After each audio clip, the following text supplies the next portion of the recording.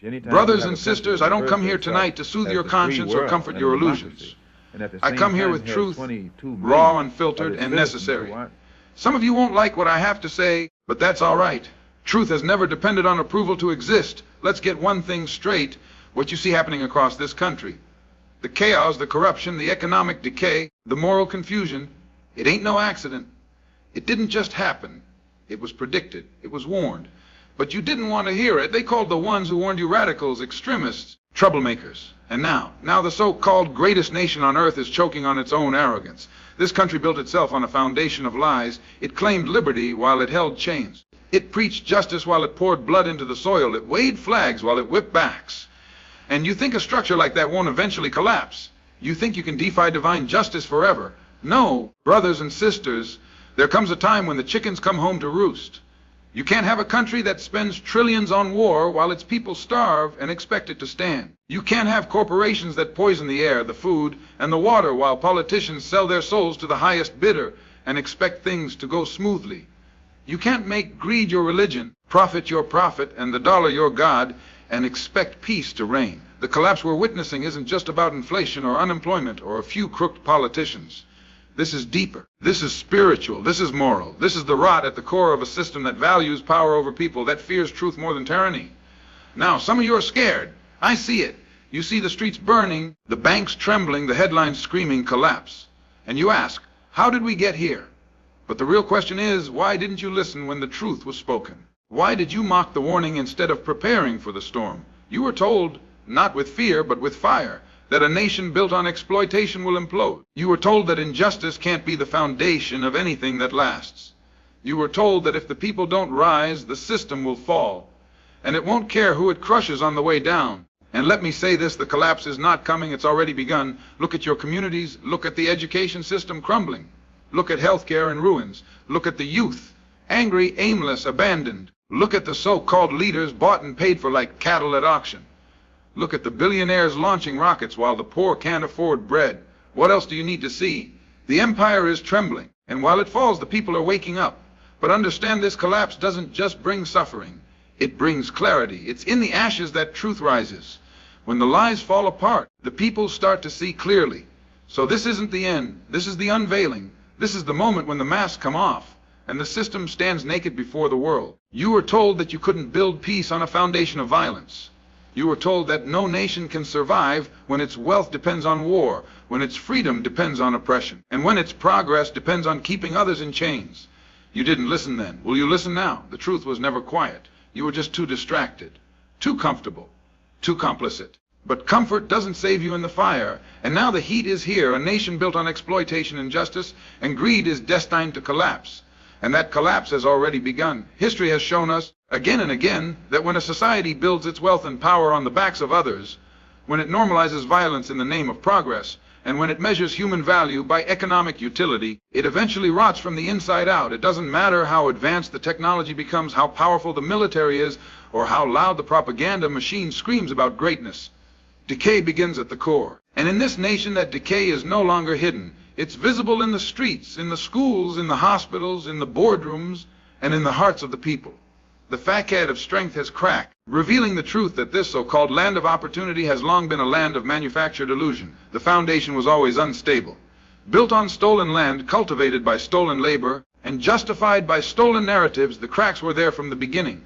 But the architects of this empire covered them up with flags, slogans, and carefully crafted myths. They taught generations to worship the symbols of freedom, while hiding the chains of oppression just beneath the surface. The wealth that fuels the engines of this nation didn't come from innovation alone.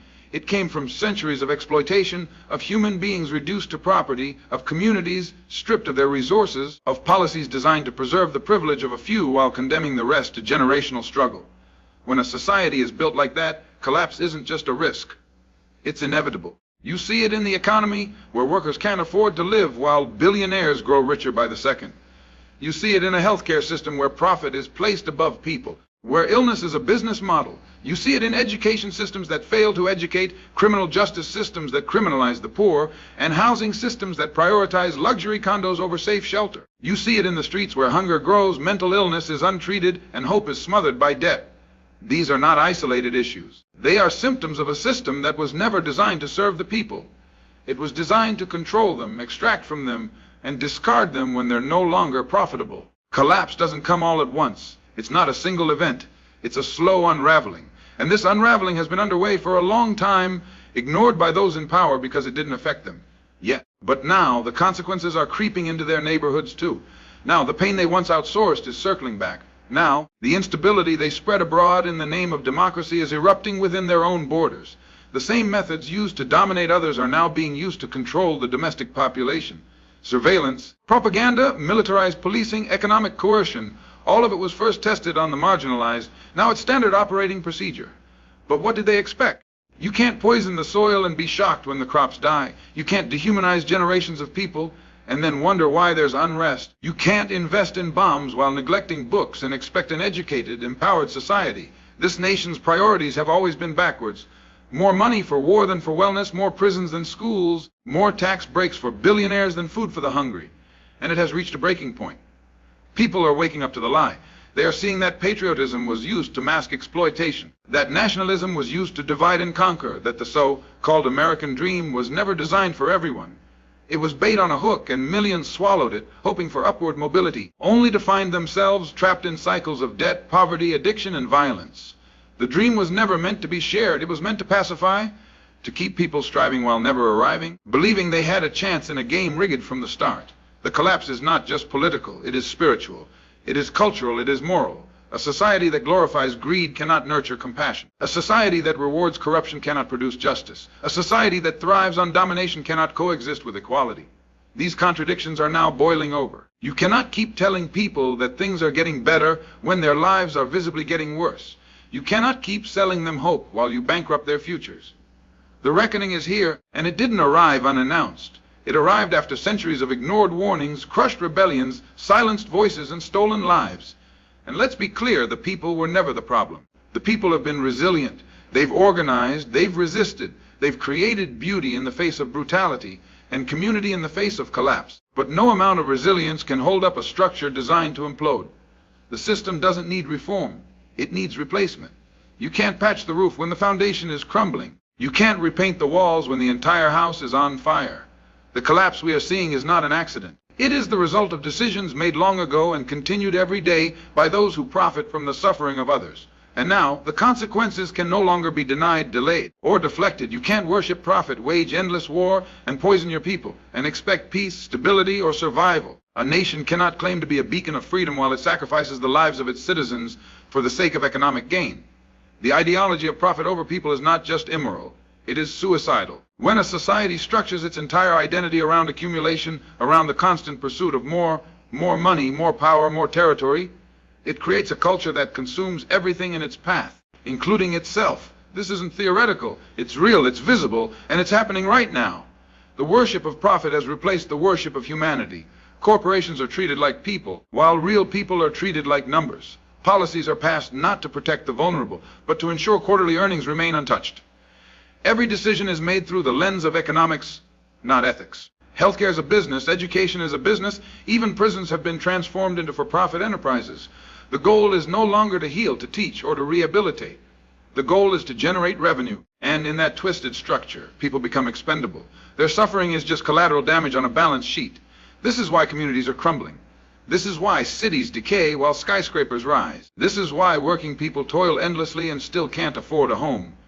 Because the system wasn't designed to nurture them, it was designed to extract from them. It's built to benefit those who already have, while squeezing those who have not. And every year, the wealth gap widens. Every year, the rich get richer not because they work harder, but because the game is fixed. Loopholes, offshore accounts, tax havens, subsidies for the powerful. All while the average person is punished for being poor.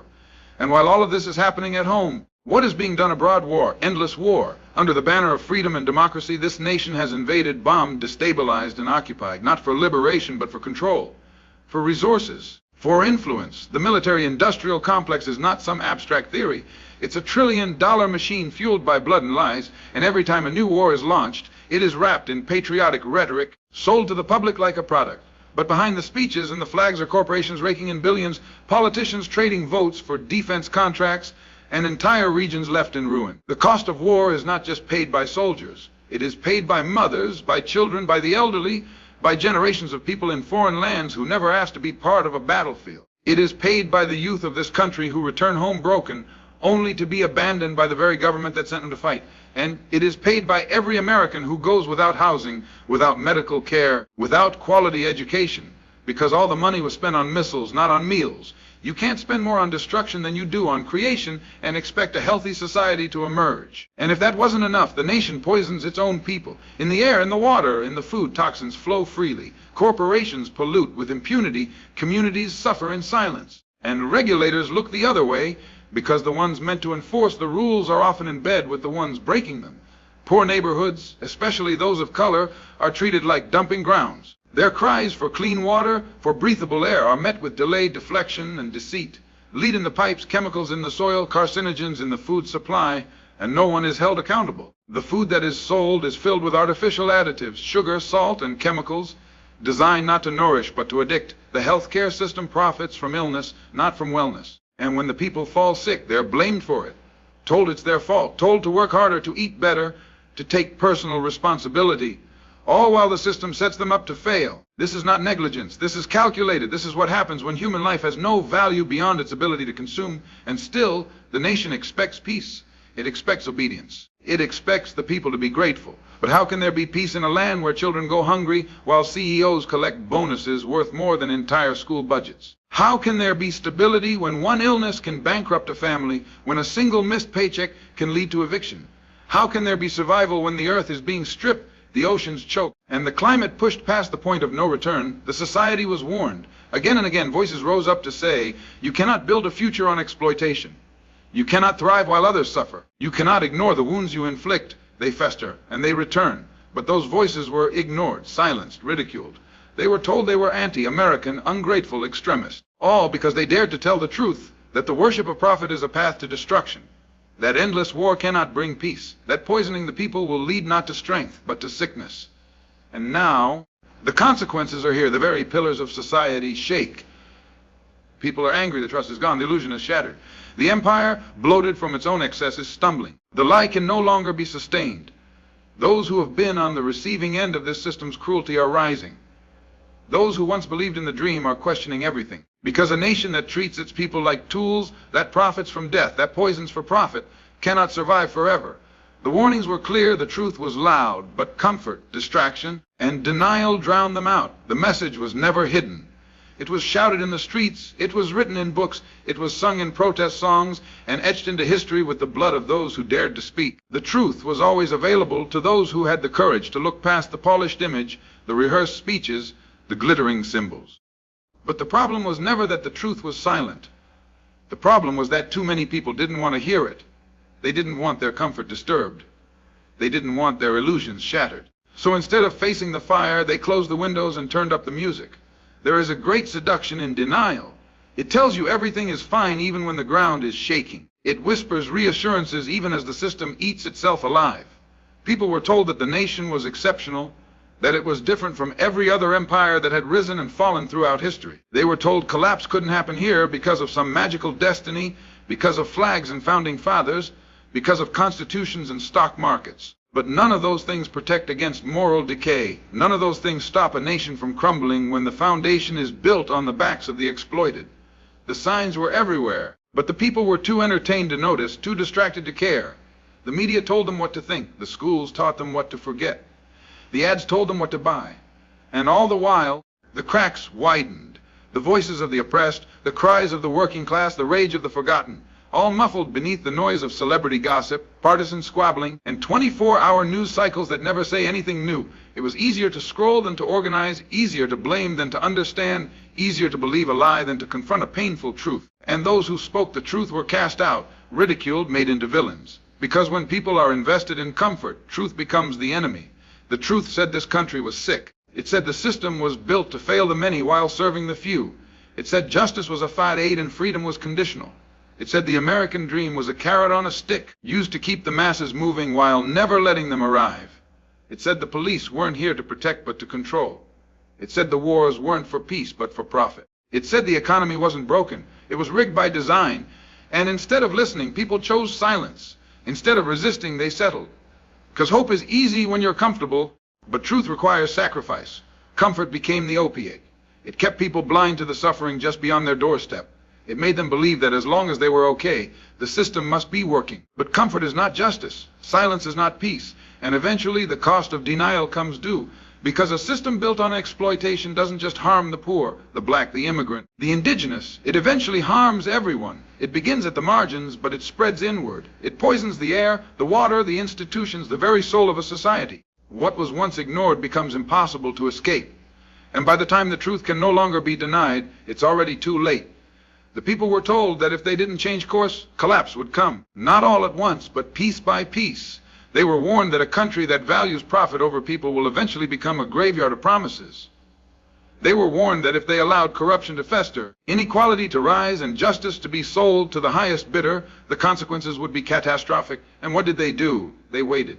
They hoped it would fix itself. They convinced themselves that if they just elected the right leader, passed the right bill, said the right prayer, things would go back to normal. But what they called normal was always someone else's nightmare. They didn't want to hear about the prisons overflowing with bodies. They didn't want to hear about the children poisoned by polluted water. They didn't want to hear about the working poor sleeping in their cars. They didn't want to hear about bombs dropped in their name on people they'd never meet. They didn't want to hear that the very comforts they enjoyed were made possible by the exploitation of others. So they tuned it out. They called it too negative, too radical, too divisive. They wanted unity, but only if it meant silence. They wanted peace, but only if it came without justice. And now the truth is broken through the denial. The pain can no longer be outsourced. The collapse can no longer be hidden. The empire is cracking under its own weight, not because it wasn't warned, but because it refused to listen.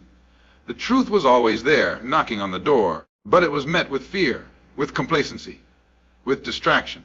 The people were told to chase dreams that weren't theirs, to believe stories that weren't true, to fight enemies that weren't real. Also, they wouldn't look too closely at who was actually benefiting from the silence.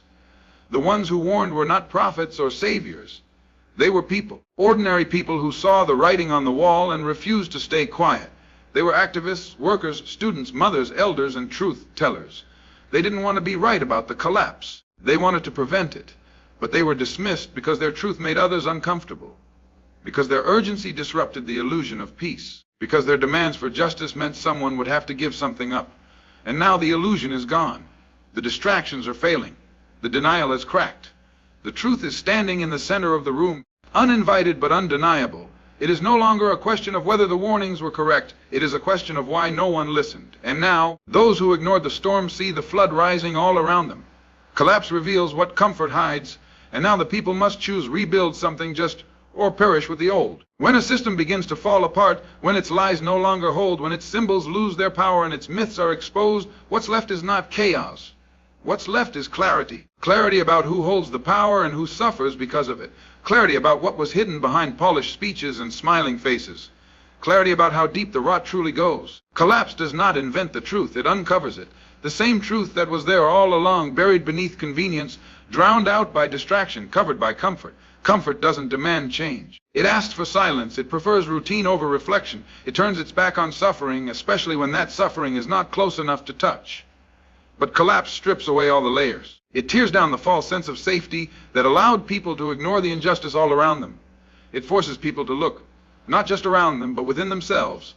The empty store shelves, the broken health care, the rising rents, the protests in the streets, the fear in the eyes of ordinary families, none of that came out of nowhere. It was all there before. It was just hidden beneath the illusion of progress. The numbers on a stock ticker might have been rising, but the soul of the society was crumbling.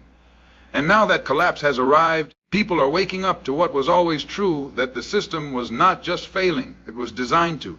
It is in this moment of collapse that the greatest question is asked, what now? Because once the illusion is broken, there are only two choices. You either cling to the dying system, desperate to revive what was never just to begin with, or you rise from the ashes and build something better. That decision is not made by governments alone. It is not decided by CEOs, presidents, or pundits. It is decided by the people. By the ones who carry the burden of the collapse on their backs. By the ones who lost their jobs, their homes, their health, while the elites flew private and cashed in. The choice is made by those who suffer the most and are asked to sacrifice even more. But rebuilding doesn't begin with blueprints and budgets. It begins with truth, with the courage to confront the lies that upheld the old order, Lies about meritocracy, about fairness, about opportunity. Lies that told people if they just worked hard enough, kept quiet long enough, obeyed loyally enough, everything would be okay. Collapse shows that wasn't true. That obedience was rewarded with exploitation. That silence allowed oppression to flourish. That hard work without justice is just another form of slavery. Rebuilding begins when people reject those lies, not just in words, but in action. The collapse brings opportunity, not for those who already had power, but for those who were denied it. It is a crack in the walls of the prison that was made to look like a palace. It is a moment where imagination becomes dangerous and necessary, because to rebuild something the people must first believe it's possible. They must be able to imagine a society where healthcare is a right, not a luxury, where housing is not determined by wealth but by need, where education empowers rather than indoctrinates, where justice is not reserved for the rich but delivered to the oppressed. That vision has always been ridiculed by the old system, because the old system depends on the belief that nothing can ever truly change. But collapse proves otherwise. It shows how fast the powerful can lose control. It shows how quickly what was once unimaginable becomes inevitable. It reminds the people that systems are not gods. They are choices, built and maintained by human hands. And if they can be built, they can be dismantled. If they can be dismantled, they can be replaced. The greatest weapon of any oppressive system is not violence. It is hopelessness. It is the idea that the people cannot win, that the rich will always rule, that justice is a fairy tale. But collapse puts cracks in that belief. It reveals the emperor has no clothes. It reminds the people of their strength. Still, the choice remains. Not everyone will want change. There will be those who cling to the ashes, who cry out for a return to the old order, who confuse stability with justice, who romanticize a past that was only ever comfortable for a few. These voices will be loud. They will preach fear. They will demand obedience in the name of tradition. But the people have seen too much to be fooled again. They know now what lies beneath the surface. They have felt the weight of the system on their necks. And now that they have stood up, the system cannot hold them down so easily. The decision to rebuild something just will not be easy.